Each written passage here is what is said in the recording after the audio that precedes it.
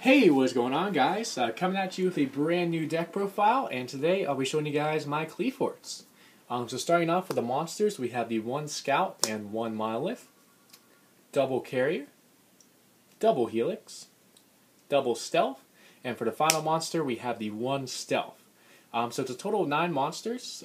Biggest reason I wanted to play the second Helix was one, I want to have it as an extra back row removal for back row heavy matchups like like the Mirror, like Burning Abyss, PK Fire, and Cosmo.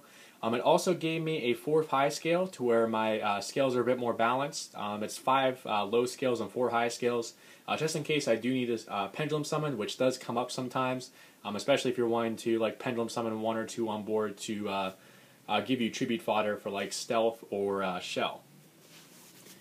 So that's it for monsters.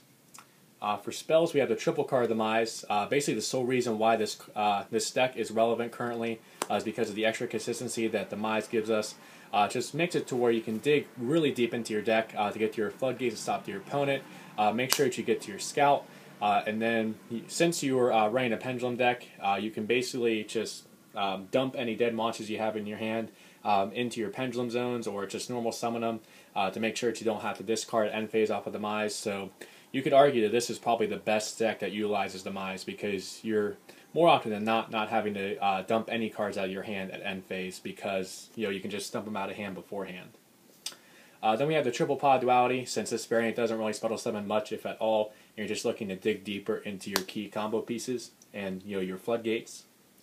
Then we have the triple summoner's art.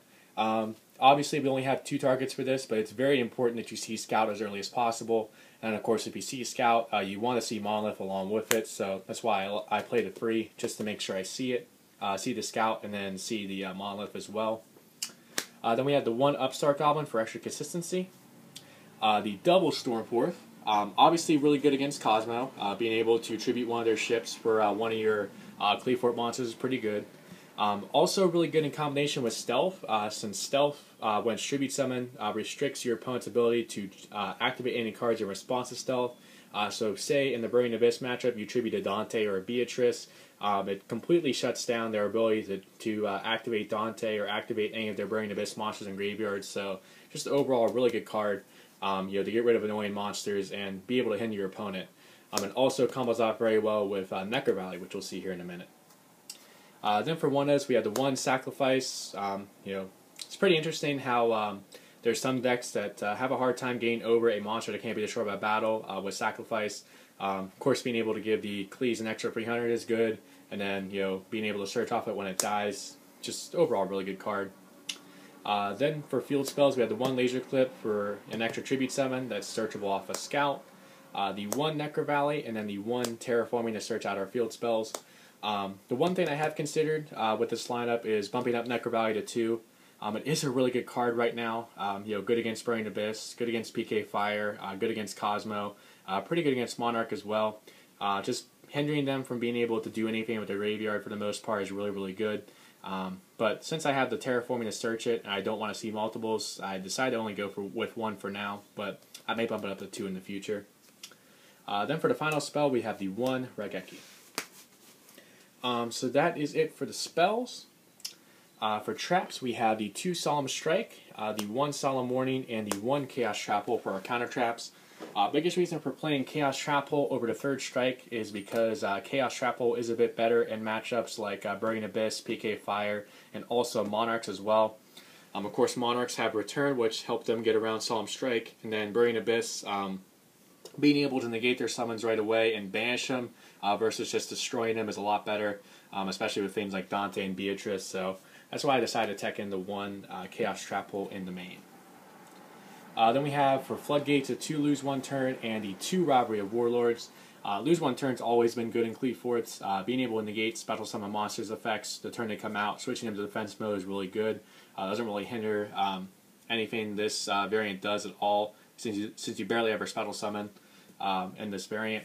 And then Robbery of Warlords is just a really good card right now in the meta, just because pretty much everything plays multiple types, and it just really restricts what your opponent's able to do.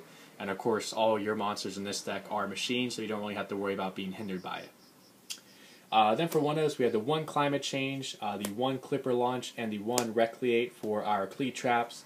Of course, climate change is good because we only have one scout, and if it gets MST'd or if it gets twin twisted, we want to be able to get it back to our hand to get more advantage. Clipper launch is an interesting one. It's basically like a Forbidden Chalice and Forbidden Lance all in one for all your Qliphort monsters. What it does is, until the end of this turn, all normal summon / set Qli monsters you currently control gain 300 attack. They are unaffected by other spell trap cards effects, and their effects are negated. So of course, put your Qli monsters up to their full attack plus 300. Makes it to where they're unaffected by spells or traps, so kind of like a Forbidden Lance. It's just overall a really good card that is of course searchable off a Scout. And the one Qliphort is kind of a poor man's skill drain that is searchable off of Scout. Of course, the only reason we play it is because skill drain's only at 1, and we do sometimes need that extra negation. Then for upper one-ups, we have the one skill drain, the one soul drain, which is really good right now for all the graveyard heavy decks, and then finally the one Vanity's Emptiness to round out the traps. Really the only other thing I've been considering changing with the trap lineup is I am considering playing 2 soul transition. It's really interesting because it lets you tribute off, like say your Helix or your Carrier, be able to draw 2 cards and then get the Carrier or Helix effect since they're attributed. Just gives you more advantage. Basically you're getting a +2 out of the whole play. So it's something I would consider playing. The only problem is it is a bit slow, and you've already got Card Demise that just helps you speed through the deck really quickly. So not really sure how necessary it is, but we'll see as we keep testing this deck. So that is it for the main deck. Total of 40 cards. It's 9 monsters, 17 spells, and 14 traps. As far as the extra deck is concerned, it's pretty irrelevant for the most part. You barely ever go into it. You barely ever went to it in Qliphort's previously anyway. When they had like free skill drain, free emptiness, and had all their cards like Scout at free and everything. But in this variant especially, you almost never go into it. So I'm actually considering just not playing an extra deck and using that to my advantage to fool people into thinking I'm playing Monarchs. So that is something you could do. But I mean, if you do play an extra deck, it's really just some staple rank 7s, staple rank 5, staple rank 4s that you'll barely ever touch, honestly. For the side deck, we have the triple MST for dealing with back row, the third Stormforth, mostly for the Cosmo matchup to get around their ships, the triple Imperial Iron Wall to also shut down Cosmo, the triple Mask of Restrict for the Monarch matchup. It does hinder you a little bit, but it hinders Monarchs a lot more, so it is definitely worth the side card slot in my opinion. Then we have the 2 Huge Revolution is over. This is all about negating Twin Twisters. You really don't want to lose your Scout, you don't want to lose your Floodgates, and it also can shut off things like Regeki, Dark Hole, Torrential Tribute, any kind of mass removal like that. So Huge Revolution is over is pretty decent. You could definitely consider playing like Magic Deflector, which also shuts down MST, Twin Twister, shuts off like field spells, shut off continuous continuous spells, equipped spells, things like that. But for now, I have the Huge Revolution is over, but I may consider switching this out to Magic Deflector in the future. Then we have the 2 Wiretap. Basically kind of the same purpose except for traps, being able to negate things like Anti-Spell Fragrance, Fire Lake in the Burning Abyss matchup if they side into that, being able to just shut off any kind of annoying trap that would get in your way, basically the purpose for Wiretap. This may come out though, depending on how it tests out. Then for the final side card, we have the second Chaos Trap Hole for matchups like Burning Abyss, Phantom Knights, and Qliphort, or not Qliphort's, Monarchs, where it's better to have Chaos Trap Hole than the Solemn Strike. So that is it for this new deck profile for Qliphort's for May 2016. I do hope you guys enjoyed it. Please remember to like, comment, and subscribe, and I will catch you guys next time.